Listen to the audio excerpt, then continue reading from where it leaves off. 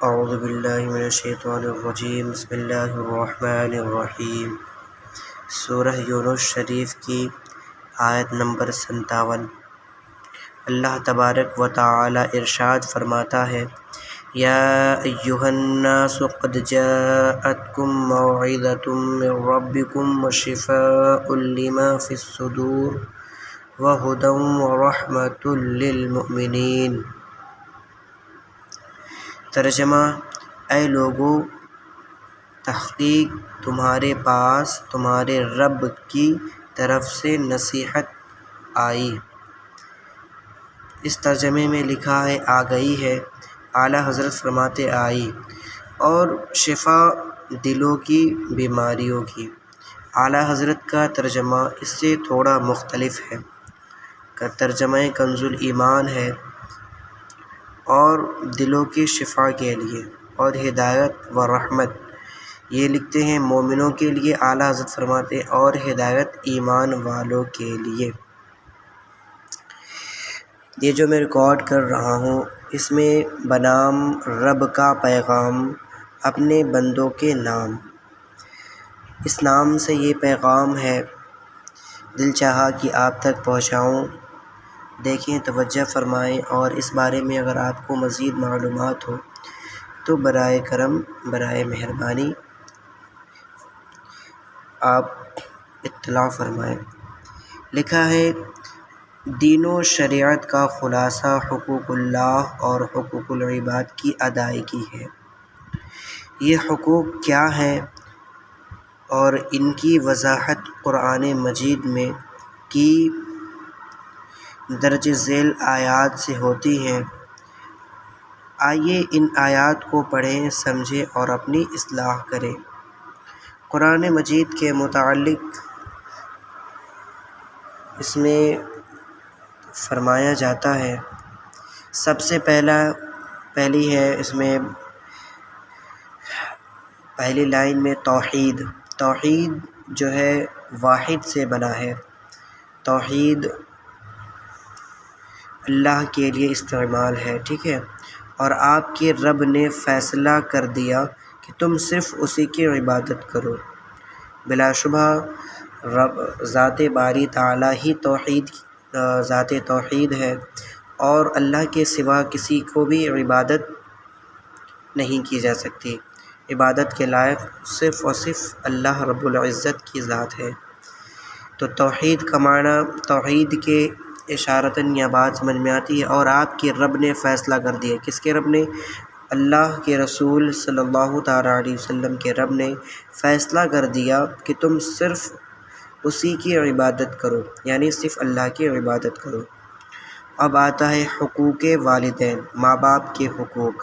حقوق بولتے ہیں، حقوق حق کی جمع ہے، اور والدین کے ساتھ حسن سلوک کرو۔ اللہ تبارک و تعالیٰ قرآن پاک میں غالباً 15 ایسے آیتیں ملتے ہیں کم و بیش، جو قرآن والدین کی تعظیم و تکریم اور ان کی شان بیان کرتی ہے۔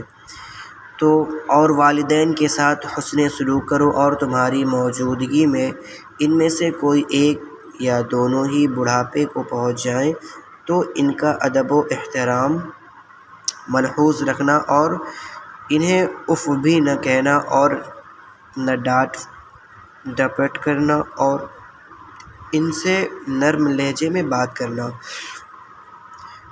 اور نیاز مندی سے ان کے سامنے عاجزی کا بازو جھکائے رکھنا، یا نیاز مندی سے ان کے سامنے عاجزی کا دامن پھیلائے رکھنا، ٹھیک ہے۔ ان کے لیے دعائیں کرتے رہو، یعنی کہو رب ارحمہما کما ربیانی صغیرا۔ قرآن پاک سورہ بنی اسرائیل شریف کی آیت کریمہ کا جز ہے۔ اے رب، ان پر ایسے ہی رحم فرما جیسے بچپن میں انہوں نے مجھ پہ رحم فرمایا، رحم اور شفقت سے پالا۔ اب آگے بڑھتے ہیں، خلوص نیت۔ نیت میں خلوص ہونا نہایت ہی ضروری ہے۔ نیت کے بارے میں ایک حدیث پاک ہے، بتایا جاتا ہے کہ بخاری شریف کی سب سے پہلی حدیث پاک ہے انما الاعمال بالنیات۔ یہ حدیث پاک کا جز ہے، حدیث پاک تو بہت بڑی ہے، یعنی اس سے یہ پتہ چلتا ہے کہ تمام اعمال کے جو دار و مدار ہیں وہ نیت پر ڈیپینڈ کرتے ہیں، نیت سے ہی جڑے ہوتے ہیں۔ تو خلوص نیت یہ ہے کہ تمہارا رب خوب جانتا ہے جو کچھ تمہارے دلوں میں ہے۔ ہمارے دلوں میں اگر شیطان خطرات پیدا کرتا ہے اور ہم اس پر قابو پاتے ہیں، یعنی خطرات پہ عمل کرتے ہیں، تو بے شک اللہ تعالیٰ یہ خوب جانتا ہے کہ ہم کس گناہ کو کرنے والے ہیں، کس گناہ کو سر انجام دینے والے ہیں اور اس گناہ کو اپنے سر لینے والے ہیں۔ اللہ تبارک و تعالیٰ ہر کسی کے حالات سے واقف ہے، چاہے وہ کر چکا ہو یا کرے گا یا کرنے والا ہے۔ اللہ تبارک و تعالیٰ عالم الغیب والشہادہ ہے۔ تو آگے بڑھتے ہیں، مغفرت کا راستہ کیا ہے؟ اگر تم نیک ہوگے تو یقیناً وہ اللہ اپنی طرف رجوع کرنے والوں کو بہت معاف کرنے والا ہے۔ بلا شبہ اللہ غفور الرحیم ہے۔ اور حقوق العباد کا معنی اس میں بتاتے ہیں، اور رشتہ دار کو اس کا حق دو اور مسکین اور مسافر کو بھی۔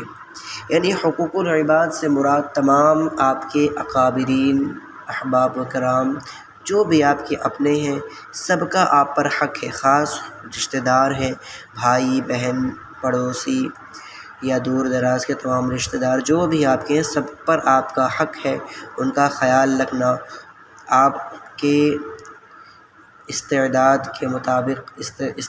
کے مطابق آپ ان کی مدد فرمائیں، تعاون کریں، ان کا خیال کریں جتنے میں اللہ نے آپ کو عطا فرمایا۔ حقوق اب جو ہے فضول خرچی کے بارے میں، اور تم فضول خرچی بالکل نہ کرو، اس لیے کہ فضول خرچی کرنے والے شیطان کے بھائی ہوتے ہیں اور شیطان اپنے رب کا بہت ناشکرا ہے۔ یہ تو بات صاف سمجھ میں آ گئی۔ آگے ہم چلتے ہیں، ناداروں سے اچھا برتاؤ۔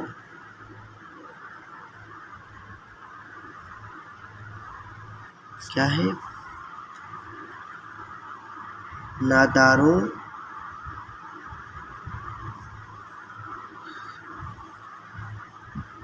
ناداروں ہے اچھا برتاؤ، ایسا لگ رہا ہے کہ ناداروں سے اچھا برتاؤ۔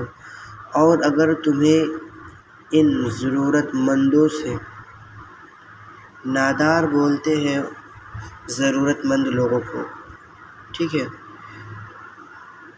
اور اگر تم ان ضرورت مندوں سے اعراض کرنے کی ضرورت پیش آ جائے، اپنے رب کے فضل یعنی رزق کی تلاش میں جس کی تم امید رکھتے ہو، تو ٹالنے کے لیے ان سے نرم بات کرو۔ یعنی جو بھی مسکین ہو، نادار ہو، ضرورت مند ہو، ان کو جو ہے ان سے ہمیں نرمی سے بات کرنی چاہیے، کیونکہ یہ مخلوق خدا ہے۔ اللہ تبارک و تعالی خلق سے محبت کرنے والوں کو پسند فرماتا ہے۔ اگر خالق کو چاہتے ہیں تو خلق کو چاہنا ہوگا۔ آگے بڑھتے ہیں، اخراجات معانہ ردی، اخراجات میں معانہ روی، اور تم اپنے ہاتھ گریبان سے مت باندھو، بخیل نہ بنو۔ بخیل بولتے ہیں کنجوس کو، اور نہ اسے بالکل کھول ہی دو، یعنی فضول خرچی نہ کرو کہ ملامت زدہ و عاجز بن کر بیٹھ رہو۔ یہ بھی غلط ہے۔ مثلاً اخراجات یعنی خرچے وغیرہ جو ہے، میانہ روی یعنی فضول خرچی اور اچھا خرچی، نہ تم بخیل یعنی کنجوس بن جاؤ، اور نہ کہ تم اتنا زیادہ سخی بن جاؤ کہ اسراف کرو، فضول خرچی کرو، یہ بھی ناپسندیدہ مکروہ ہے۔ حقیقی رزاق کون ہے؟ بے شک تمہارا رب ہی رزق میں کشادگی عطا کرتا ہے، جس کے لیے چاہتا ہے تنگی کرتا ہے۔ بلا شبہ وہ اپنے بندوں سے باخبر ہے اور انہیں دیکھ بھی رہا ہے۔ یہ بالکل ہم نہیں سوچ سکتے کہ اللہ تبارک و تعالیٰ کی نظروں سے ہم پوشیدہ ہیں۔ اللہ تبارک و تعالیٰ جسم و جسمانیت سے پاک ہے، لیکن وہ اپنی قدرت سے دیکھتا ہے اور ہر چیز پر قادر ہے۔ ان اللہ علی کل شیء قدیر۔ آگے بڑھتے ہیں۔ آبادی و رسائل رزق، اور اپنی اولاد کو مفلسی کے ڈر سے قتل نہ کرو۔ اللہ تبارک و تعالیٰ قرآن پاک میں فرماتا ہے، اور اپنی اولاد کو مفلسی کے ڈر سے قتل نہ کرو، ہم انہیں اور تمہیں بھی رزق دیتے ہیں، یقیناً ان کا قتل کرنا بڑے گناہ کا کام ہے۔ سمجھ میں آ گئی؟ فحاشی اور عریانی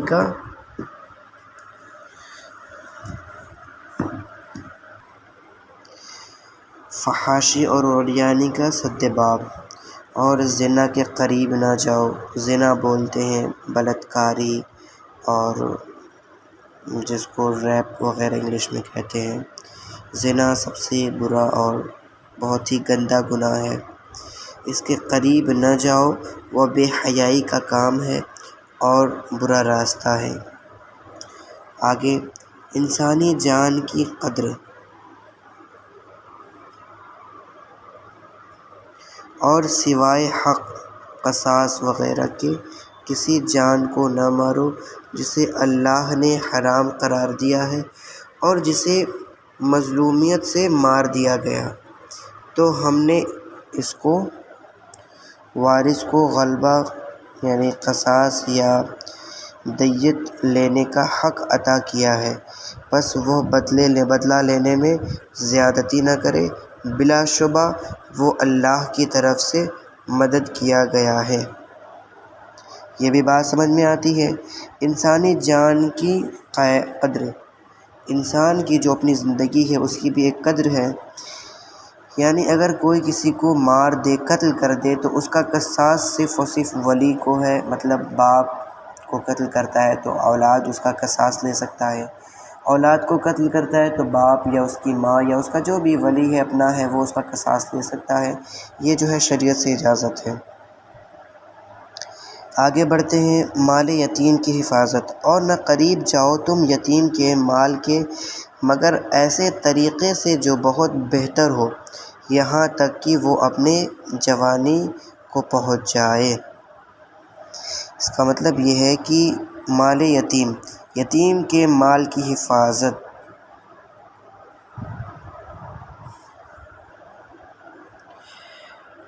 کیا ہے کہ اور نہ قریب جاؤ تم یتیم کے مال کے، یتیم کا مال یتیم کا ہے، اس کے قریب جانے کا حق کسی اور کو نہیں ہے یتیم کے سوا، ٹھیک ہے، مگر ایسے طریقے سے جو بہت بہتر ہو، یہاں تک کہ وہ اپنے جوانی کو پہنچ جائے۔ اگر یتیم بہت بہتر ہے، اپنی جوانی تک پہنچ جاتا ہے، لیکن اس کے مال کے قریب، یتیم کا معنی تو بلا شبہ جانتے ہی ہوں گے کہ یتیم اس کو کہتے ہیں جس کے والدین یا والد یا والدہ کوئی نہ ہو، بالخصوص والد نہ ہو، اس کو یتیم کہتے ہیں۔ اب بات آتی ہے ایفائے عہد، اور اپنے عہد کو پورا کرو، یعنی آپ نے جس سے وعدہ کیا ہے اس کو پورا کریں، بے شک عہد کی بابت باز پرس ہوگی، یعنی جو انسان اپنی بات کو، اپنے وعدے کو پورا کرتا ہے وہ اچھوں میں سے ہے، بہتروں میں سے ہے۔ ناپ تول میں انصاف، کوئی بھی دکاندار ہو یا تاجر ہو، تجارت کرنے والا ہو، کسی طرح کا بھی کام کرنے والا انسان ہو، وہ اپنے امانت میں خیانت ہرگز نہ کرے، اللہ تبارک و تعالیٰ کی نگاہ میں وہ رہے گا جب وہ ایسا کام کرے گا۔ جیسے اور ناپ پورا کرو، ناپ یعنی ناپ چاہے وہ کپڑے کا ہو یا کسی چیز کو تولنا ہو، کچھ بھی کرنا ہو، اس میں جو ہے خیانت ہرگز نہ کرے۔ جب بھی تم ناپو اور اسی طرح بھی تولو بھی سیدھی، جب تم ناپو یا اسی طرح تولو بھی سیدھی ترازو سے، یہ بہت بہتر اور انجام کے لحاظ سے بہت اچھا ہے۔ احتساب نفس، اپنے نفس کا ہمیں حساب لینا چاہیے، ٹھیک ہے۔ اور جس چیز کا تمہیں علم نہ ہو اس کے پیچھے مت پڑو، یعنی جس چیز کا ہمیں علم نہ ہو اس پر بات یا بحث نہیں کرنی چاہیے، اس لیے کہ کان، آنکھ اور دل، ان کی بات بھی پوچھا جائے گا، ان کی بابت بھی پوچھا جائے گا، سب سے سوال کیا جائے گا کل حشر میں۔ تکبر سے اجتناب، اجتناب بمعنی دور ہونا، بچنا۔ تکبر کا معنی ہوتا ہے ایٹیٹیوڈ، گھمنڈ، انسان کو غرور آنا، یہ سب تکبر کی الگ الگ نام ہیں۔ اور تم زمین میں اکڑ کر نہ چلو، اللہ فرماتا ہے تم زمین پر یا زمین پر اکڑ کر نہ چلو، اس لیے کہ تم نہ زمین کو کبھی پھاڑ سکتے ہو اور نہ بلندی میں پہاڑوں کو پہنچ سکتے ہو۔ یہ سارے کام ایسے ہیں کہ ان کی برائی تمہارے رب کے ہاں سخت ناپسندیدہ ہے۔ یہ حکمت و دانائی کی وہ چند باتیں ہیں جو آپ کے رب نے آپ کے طرف وحی فرمائی ہے۔ وحی بولتے ہیں جو نبی کے پاس آتی ہے، ٹھیک ہے۔ اور آپ کے رب سے مراد تمام عالمین کے رب، حضور کے رب۔ یہ جب حضور پر نازل ہوئی تو حضور کے رب یعنی حضور نے فرمایا آپ کے رب یعنی ہم سب کے رب، تمام امت مسلمہ کے رب۔ رب بولتے ہیں پالنے والے کو، بلا شبہ رب جو ہے ہمیں پالتا ہے، اور والدین تو ذریعہ ہیں بس۔ آخری بات، شرک کا انجام، اور نہ ٹھہراؤ تم اللہ کے ساتھ کوئی اور معبود۔ اگر ایسا گیا تو یعنی اگر تم نے کسی کو اللہ کے ساتھ ٹھہرا لیا تو ملامت زدہ اور رائندہ درگاہ ہو کر جہنم میں ڈال دیے جاؤ گے۔ اس کو ناشر یعنی پھیلانے والے ہیں ندیم احمد خان، داؤد پور، محمد آباد، ضلع غازی پور، یوپی۔ Phone number 9015860344۔ اللہ کا پیغام بندوں کے نام، رب کا پیغام بندوں کے نام ہم نے پڑھا، آپ نے سماعت کی۔ اللہ تبارک و تعالی ہمیں صحیح سے سمجھنے کی اور عمل کرنے کی توفیق عطا فرمائے۔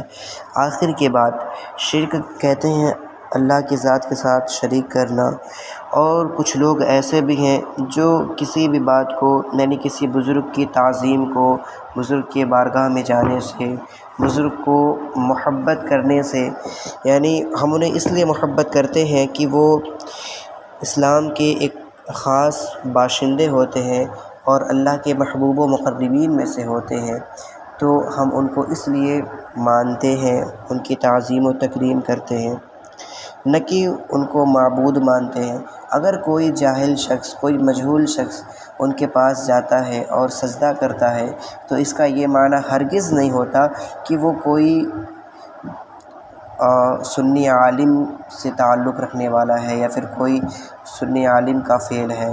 اگر سنیت اور اہل سنت والجماعت کو جاننا ہے تو ہمیں اعلیٰ حضرت عظیم البرکت مجدد دین و ملت الشاہ الحاج امام احمد رضا خان فاضل بریلوی رضی اللہ تعالیٰ عنہ کی حیات طیبہ اور آپ کی تمام تصانیف کو پڑھنا تو عنقریب بہت ممکن ہے، بہت ناممکن قریب ناممکن ہے، لیکن اگر ہم جاننا چاہیں اعلیٰ حضرت کو تو انشاءاللہ اللہ کی فضل سے اور کرم رسول صلی اللہ تعالیٰ علیہ وسلم سے ہمیں اللہ تبارک و تعالیٰ عشق رسول عطا فرمائے گا۔ انہی چند جملوں کے ساتھ میں اپنی بات کو ختم کرتا ہوں۔ اللہ تبارک و تعالیٰ ہمیں عمل کی توفیق عطا فرمائے۔ وما علینا الا البلاغ۔ السلام علیکم ورحمۃ اللہ تعالی وبرکاتہ۔